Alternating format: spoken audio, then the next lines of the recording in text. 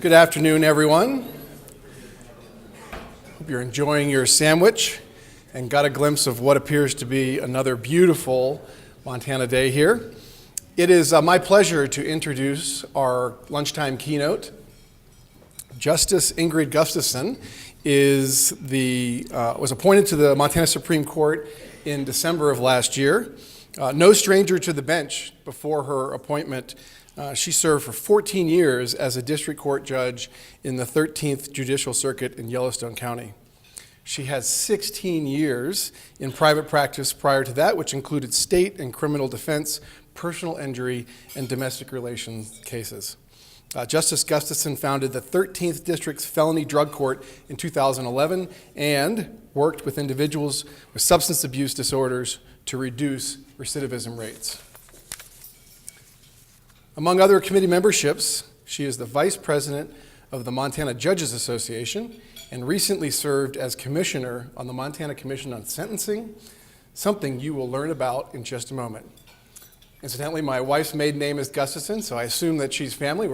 My crew is spread all across the High Line, so it's great to have a family member here. I look forward to seeing you at Thanksgiving. It is my pleasure to introduce to you the newest member of our Montana Supreme Court, Justice Ingrid Gustafson. Thank you. Thank you. I guess it's always nice to learn I have relatives around the state. So welcome and good afternoon. As you've already been told, my name is Ingrid Gustafson, and I am a justice on the Montana Supreme Court. And I was probably asked to come speak today because of that vast experience of about 12 weeks on the court. And when I look out, I see all of you, and I love the business attire, the business casual attire. You look fabulous.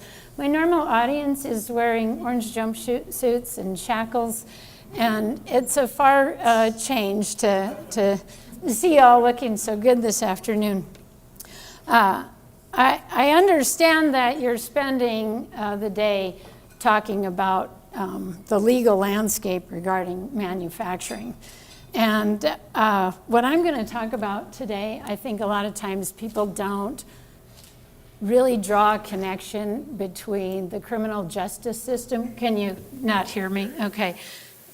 They don't draw a connection between the criminal justice system and business issues like manufacturing and the impact that the criminal justice system has on our fiscal budget as far as a state, and also our viability of our economy as a state. And so I am going to talk a little bit about some of those issues. As indicated, I was on the bench in Billings doing criminal work, civil work, divorce work for the last 14 years. And after I was on the bench for about 5 or 6 years, I started feeling like we really weren't making any success or headway with regard to criminal defendants. They were coming back into the court several times. They churned through our system. They're in and out. A lot of them are suffering from addiction issues and are perpetually unemployed or underemployed because they're in and out of the employment world. And they're not really contributing to our society and getting engaged in our economy and our community. And so we started to start asking questions of ourselves as to, is there something that would work? What does work with regard to changing behaviors, reducing recidivism, and helping people get productive so they can go to work for businesses, they can be good employees, and they can contribute to our taxes and engage in our communities and make our communities safer. And so over the past couple of years, I was fortunate enough to sit on as a commissioner on the Sentencing Commission, and I don't know if you all are familiar with that, but Senate Bill 224 established a bipartisan interbranch commission, and the purpose of it was to study our state's criminal justice system and make some recommendations for justice reinvestment. And so, give you a definition of what justice reinvestment is it's a data-driven approach to reduce correction spending and reinvest those savings in strategies designed to reduce recidivism and increase public safety. So what I'm going to do today is tell you a little bit about the Commission's work, what we did, what we learned, and what came of that. And if we have enough time, we may talk about some of the evidence-based strategies that the judicial branch has been engaged in over the last several years to try to address at least some of the issues that we've encountered. And so if I can figure out how the clicker works. Oh, got it. So historically, our incarceration rates, just to give you some background, they doubled between the 70s and the 80s, and then they doubled again in the 80s to 90s. And, I'm sure all of you have heard this statistic that we have less than 5% of the world's population and 25% of the world's incarcerated. So here's kind of what happens with crime rates and incarceration. The white line is crime rates, and the red line is incarceration. And really, we've had one small period of time, an 8-year period, where incarceration was up and crime went down. And during that time, we had a 66% increase in the state prison populations between 93 and 2001, and we reduced our crime rate by 2 to 5%. And that cost us about $53 billion. So, let's look at what's going on in Montana, because we're all mostly interested in that. Crime has decreased here, so that's a good thing. It's down 18%, and our total arrest rates have increased 12%. And so, what's driving that? A lot of drug problems. Drug-related arrests have increased 62%. And that's a number that we keep seeing going up and up and up and up. So the other thing that we learned about Montana's rearrest rates, like we see people churning through our system. So arrests for violations of probation, up 106% between fiscal year 2009 and 2015. Every individual that we arrested in fiscal year 2012, 61% of them were rearrested within 3 years. That's not super encouraging. The other thing that we found out is that a large percentage of our probation violations are arrests for things that we call crimes of correction. They're not new crimes, but people that are not on probation, they can quit their job, they can drink a beer, they can be out past a curfew, and these are not problems. But if you're on probation, that's a problem, and we rearrest you for it. And so we're seeing a lot in that 106%. A huge, large percentage of those are, in fact, not new crimes, but crimes of correction. So Montana's jail incarceration rate is up 67% between 2011 and 2013. So I don't know about you, but that seems incredible to me. So how do you think we're doing compared to our neighbors? This is a poor slide. I realize the colors don't come out well, but so we went up 67%. Colorado went down 1%. Idaho went down 11%. We heard a lot that our incarceration rates, when it was going up like this, were all related to the Bakken. But yet, North Dakota's incarceration rates only went up 7%. And so there's something going on in Montana that we're arresting a lot of people. So then we started looking at, well, is that a bad thing? And what does the cost of incarceration, what really is that to our society? And so I'm going to give you a little background on the cost of incarceration. Short periods of time in jail, as little as 2 days, correlate with negative outcomes for offenders and for public safety. And so you are incarcerated 2 or more days, you have a 4 times more likely to receive an incarceration sentence.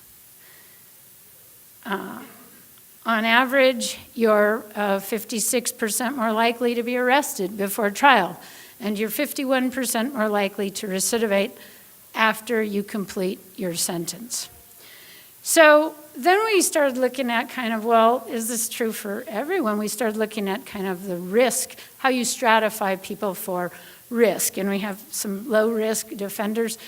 And the impact on low-risk folks, as you can see, 2 to 3 days in jail, 4 to 7, 8 to 14, and it kind of tops out, it levels out at about 15 days. If you're in jail for 2 to 3 days, you have not quite a 40% greater chance of having a new criminal arrest compared to somebody who's been in jail 1 day. And it kind of go up. So with every day of incarceration, on top of incarceration being kind of costly, it has some other unintended consequences that we all haven't been paying attention to. Similar findings with regard to the recidivism rates in percentage as opposed to other low-risk offenders. So there's some other unintended consequences of being in jail. Salaries go down, hourly wages decrease, annual employment goes down for these folks, and earnings are way down. And again, you know, last night I had an opportunity to have dinner with some of the folks that are that invited me to speak today, and I learned that we have a shortage of workforce, and one of the goals of the chamber is, you know, to have livable wages and have wages improve and increase so that people are, you know, living a vibrant lifestyle here in Billings, and they're good for the employers and it's good for them. And these numbers don't bode well. So then, you know, we started looking at, well, gee, there's a lot of impacts on this jail business. So how successful are the programs that we are now sending people to as far as reducing recidivism? And these are kind of the typical or the most common programs that we've sent people to over time. Intensive supervision, we put a scram bracelet on them, we have them check in every day. If that has no treatment component to it, it really doesn't change recidivism at all. Electronic monitoring, all sorts of these programs have not, unfortunately, shown any data to really help us reduce recidivism. And in fact, some of them have actually appeared to increase those problems. So that wasn't encouraging to us. And so then we started looking at what are the costs of these interventions. And give you an idea, about $1,800 a year for probation and parole, $1,900 close. If you're a year of pre-release is almost $22,000, and a year of prison costs about $37,000. So that's a lot of money to be looking at. So then we looked at our prison population, sort of what's going on with our prison. And again, my slide's not so great here, it's hard to see, but we're at capacity at MSP. And we're expecting it's going to keep going up. And the cost of building a new prison is astronomical. And so that's on the horizon, and if we don't start looking at trying to curb some of our increase in prison population,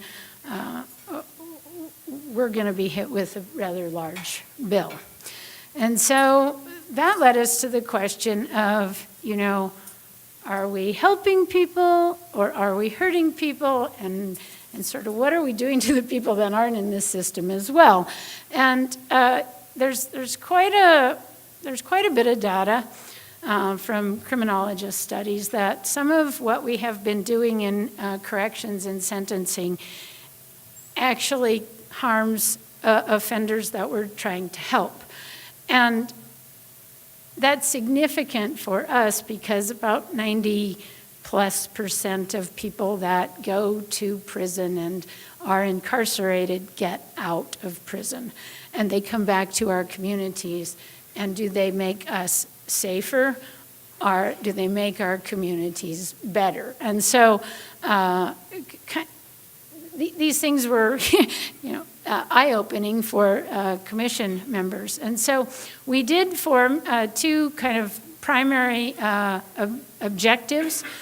We wanted to see if we could come up with ideas that would help reduce recidivism by using some evidence-based practices and some programs that have been studied and show to have good results with regard to offenders, and also using offender risk and need assessments. And the other thing we wanted to do is promote community-based alternatives to incarceration for appropriate offenders. Obviously, there are people that need to be in jail and prison, and we should put them there. But we're putting a lot of people there because we haven't developed good ways to kind of get them going in the right direction.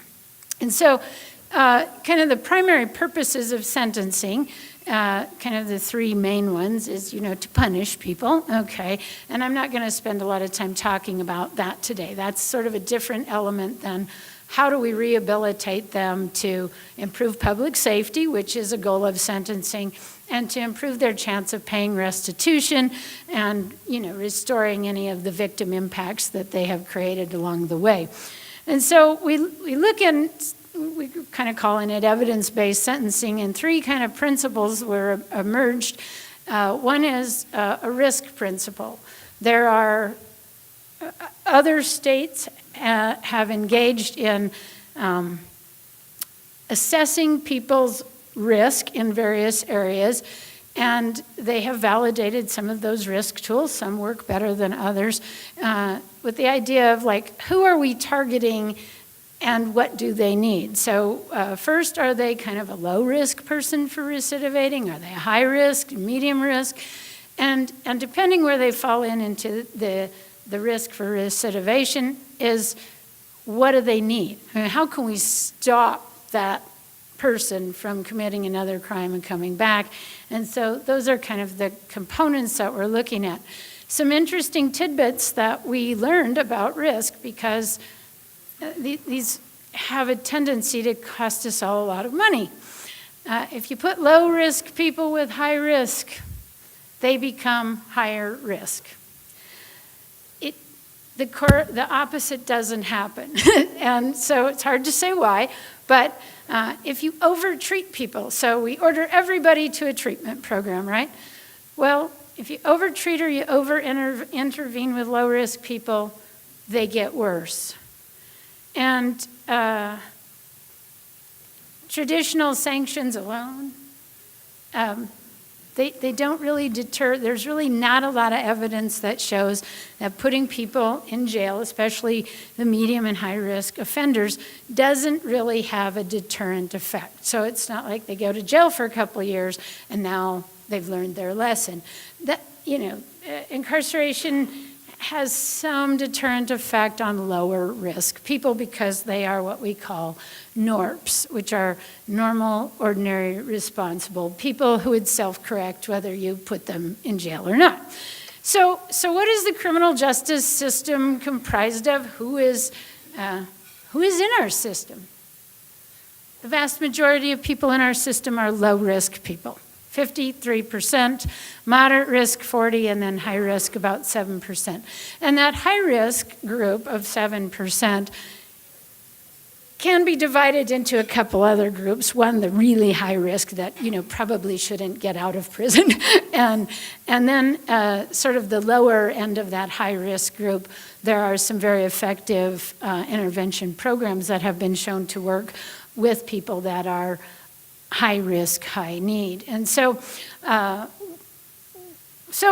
what do we even address? And so what we learned is that we have kind of two types of risks. There's dynamic risks, which are your changeable things in the future, and then there's these static things that we can't change, your age and your gender and, whether you had prior convictions. You can't change your static risks. So the dynamic risk factors are things that we looked at that if you change them in a positive way, you can have dramatic impacts on reducing recidivism and getting people back to work and working in their communities. And so the 8 primary dynamic risk factors, I've listed them there. So, everybody talks about, the poor employment and lack of education and those things. But then what we found out is the top 3, they're the big ones. And if we were just putting bang for our buck, we would want to be addressing what's going on with 1, 2, and 3 and as a first priority. And so trying to identify what those criminogenic needs are is very helpful if you have risk and need assessments. And risk and need assessments, their purpose is they can identify the dynamic risks that do predict and influence whether a particular offender is going to reoffend. And so one of the things when I talk about risk and need assessments and judges, I don't know, Nels, you could probably,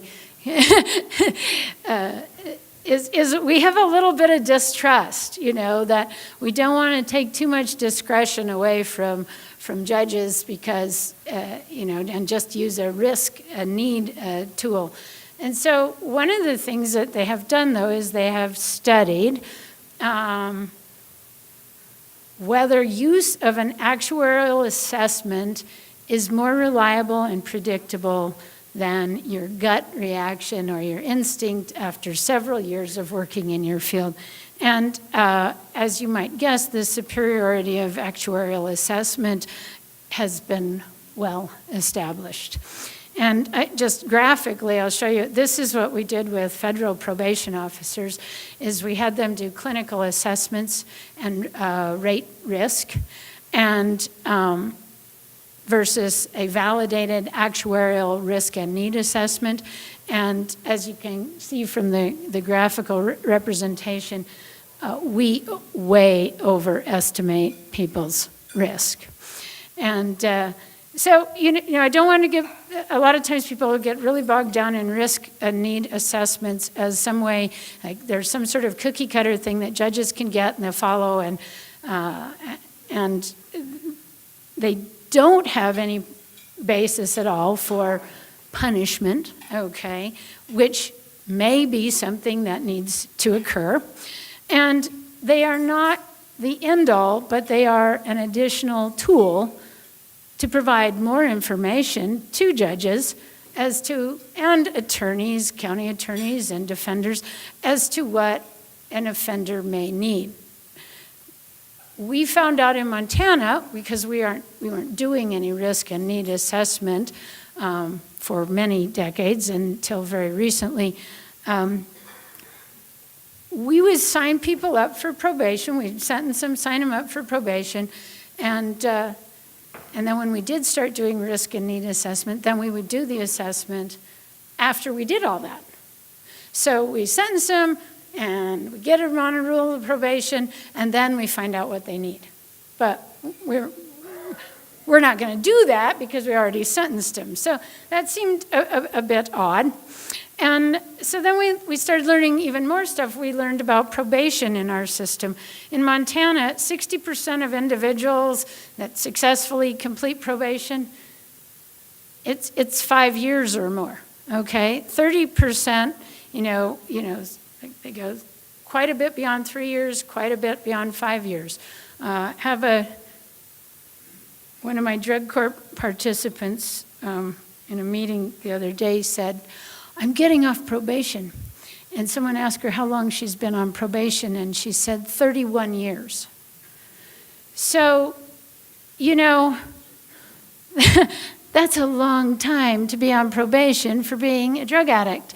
And somebody who is a really good worker when she's clean and sober, and she really isn't committing other like violent crimes or thefts or those kind of things against folks. And so it has a snowballing effect. And so the other thing we learned about probation, we have diminishing returns on probation. So 92% of the people that get revoked are revoked in the first 3 years, okay? And so, from a dollar standpoint alone, probation longer than 3 years isn't fiscally wise because we don't really get, they either get revoked prior to that or they just go on and they're kind of filling up probation officers' calendars. And why that is significant, though, is our probation department is way overworked. Their caseloads are huge.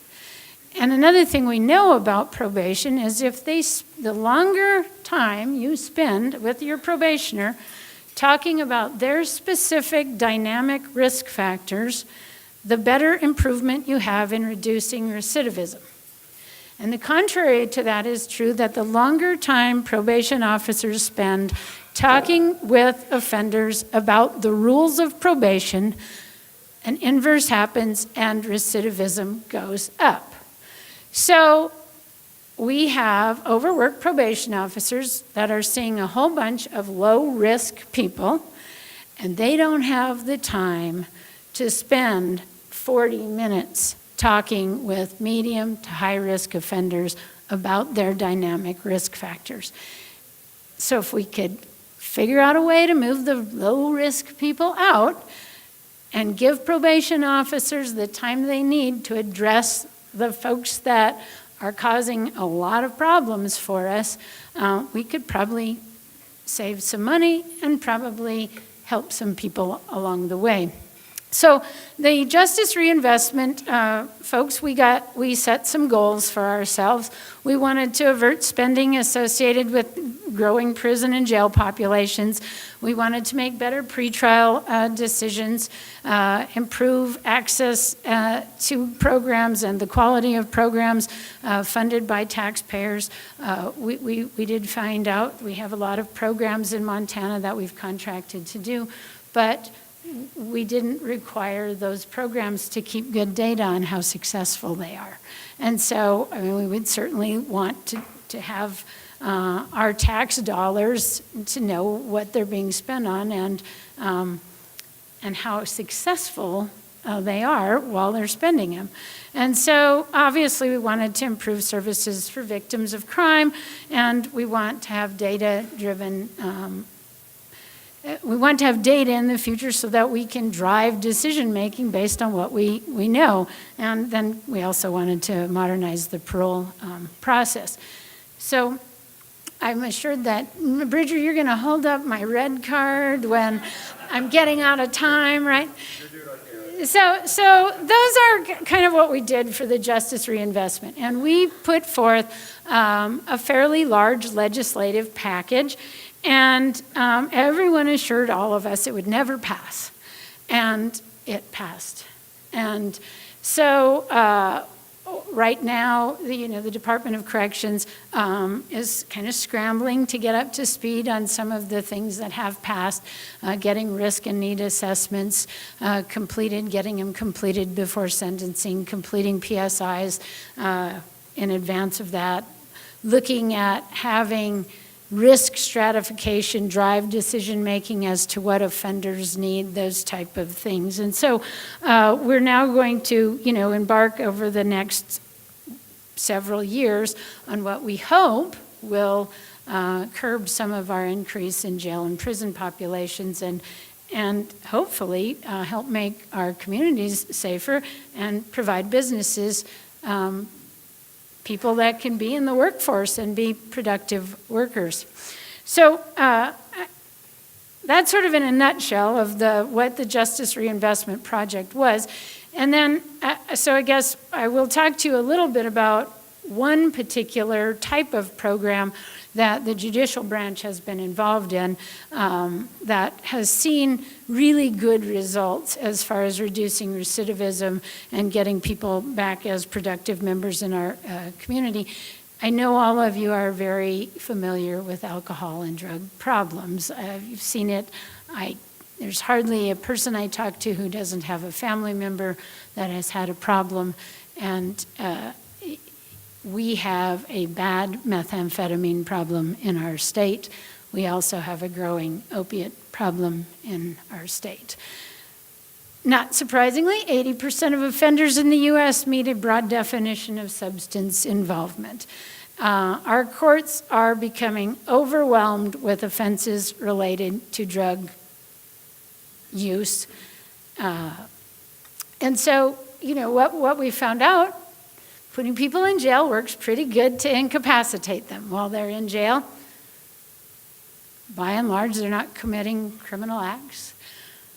Surprising. Well, I say this because oddly, we do have people that use drugs in jail, and it's very odd. But if we incarcerate them, we can keep them, for the most part, from using drugs and committing other offenses while they're incarcerated.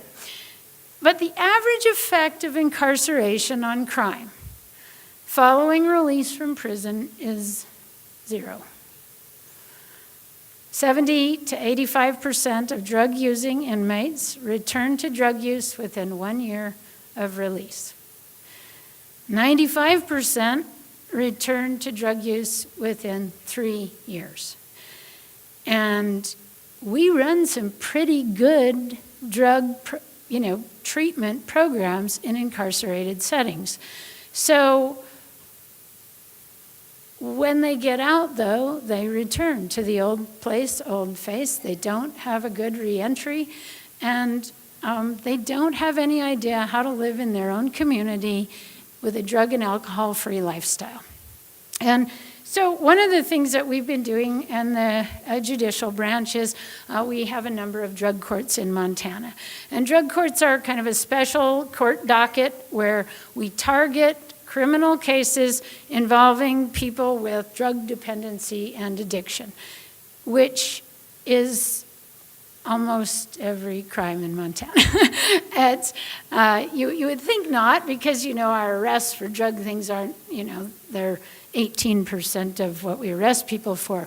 But every day, the thefts, the partner family member assaults, almost all crime in Montana is really driven by people who are under the influence of drugs and alcohol. So the purpose of drug courts was to try to reduce some recidivism and get people treatment that they need. And I use the word habilitate them because a lot of these people they're not rehabilitating. They have never launched well, okay? In drug court, frequently I feel like I'm kind of their mom, like this is an inappropriate thing to do. They don't have any recognition of some of that. Drug courts work really well for high risk, high need, addicted folks, okay? They actually do better in drug courts than in any other criminal intervention program that we have. So how do they do that? We have intensive alcohol and drug treatment. We randomly test them. They call number every day. If their number comes up, they go and they have to present for a drug test. When they are not compliant, we have quick sanctions for that. And when I say sanctions, because everybody thinks, okay, we'll throw them in jail for a day, right? Or 2 days, or 10 days, or 30 days, or whatever. But jail for these people a lot of times is easy, okay? No, we send them down to the Habitat for Humanity Restore for a day. We get them engaged in some volunteer projects. We're helping run, the various races, the Heart and Soul race, and we're helping with state games. We're trying to get these people engaged in their community. And so it isn't jail for some people. For you and I, we'd go, oh, I don't want to go to jail. It's very bad, okay? But for some of these folks, they've been in jail a lot. It's not that hard. And jail is a great excuse because they don't have to do anything. If you're in jail, you can't go do anything. You're in jail, Tim can't come help us today. He's in jail, okay?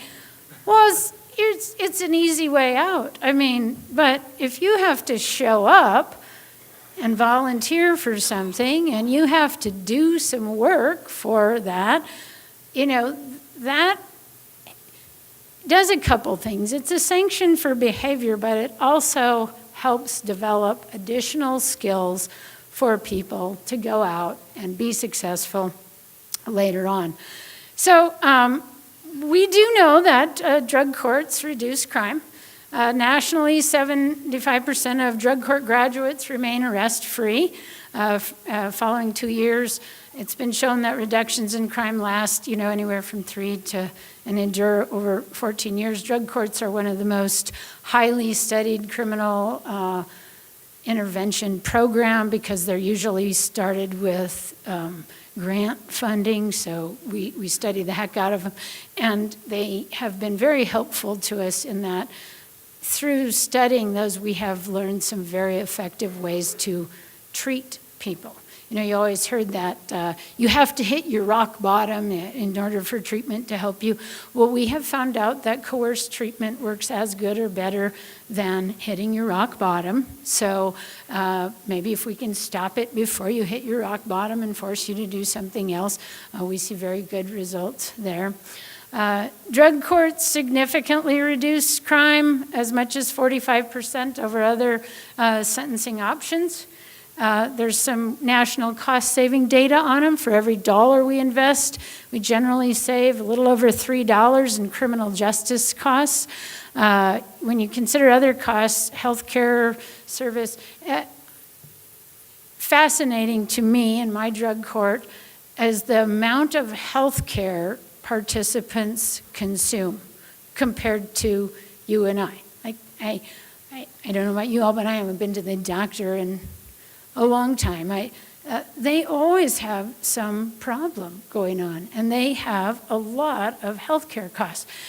And where do they go? They go to emergency rooms. Can they pay for that? No. So, it's a snowball, and it ends up back on us. But if we can get them going, it's dramatic. People, they quit going to the doctor. They don't need it anymore. They don't feel sick. And so, when you look at that, you're going to save about $27 for every dollar you invest. And if you're talking about kind of the bigger picture of not building prisons and not all this churning through the system, you can have stunning savings, and drug courts have shown kind of that ranges from about $3,000 to $13,000 per client. So we just put people on probation and we tell them, go get some treatment, right? So, without drug court supervision, 25% of them don't even enroll, and then 70% of them drop out before they get enough a therapeutic dose of treatment. And so, drug courts help keep people in treatment long enough that they get better. Okay, and I know to some people it seems like that's kind of odd that that there's a therapeutic dose of treatment for addiction. But there is, and it's very much like you have an infection and they give you 10 days of antibiotics and you take only 2 days of it, your infection's not going away. And so you need to take the full course of treatment to treat your infection. And so the concept is the same with drug courts. And so in 1996 was our first drug court in Missoula. We currently have 30 drug courts in Montana. 5 of them are tribal courts. Give you some idea of the cost of drug courts. Fiscal budget every year is about $1.2 million. Costs about a little over $4,400 per admission into drug court. And so, that seems like a fair amount of money. But so let's look at what our cost of comparative programs are. Connections Corrections is a pretty good treatment program, costs $4,800 roughly per participant. It's always followed by Connections Corrections, which costs about $23,000 a year, okay? Then we have this program Passages, a great treatment program, a good inpatient program, really. It's run down in Billings. It costs about $5,500. It's also followed by several years of probation, and in order to get into it, you first have to go to a sanctioned bed for about 45 days, and that costs about $100 a day for the sanctioned bed. And we also know that the sooner we get people into treatment, the better outcomes we get. So we have this weird lag time. So interesting. We have the Watch East and West programs. I'm sure some of you have heard about that. Those are our DUI folks are ordered to go to Watch. Depending on which one you go to, the average cost is $14,000 to $18,000. Nexus is our inpatient or our lockdown treatment program for offenders, male offenders. It's in Lewistown. That costs, it's about $26,000 a person. It lasts about 9 months, and then afterwards, sometimes they go to pre-release, which is another $25,000, and then on to probation. Elkhorn's the women's treatment program. It costs theirs around $28,000, and they kind of have the same thing. So if if you could get, drug courts can't help everyone. We probably need some programs, that are locked down for various people. But a lot of folks that are going to these programs could likely do pretty well in a drug court. Just kind of during our reporting period there, we had about 1,500 participants. Those have been growing. We've been expanding drug courts. We have Veterans Treatment Court now in Billings, so we're serving that. Participants in drug court, we have a 57.5% graduation rate. And then oddly, the other thing we're starting to track now a little bit is people who don't necessarily graduate, but they leave the program, and kind of do they do better later on, and a lot of them we're finding do a lot better later on. This data all comes from the Office of Court Administration's annual drug court report, and so we have some cost avoidance of $2,400 a participant, about $100,000 for every 40 participants. My drug court in Billings, that's kind of our capacity is 40 people, and so you can see the savings go astronomically from there.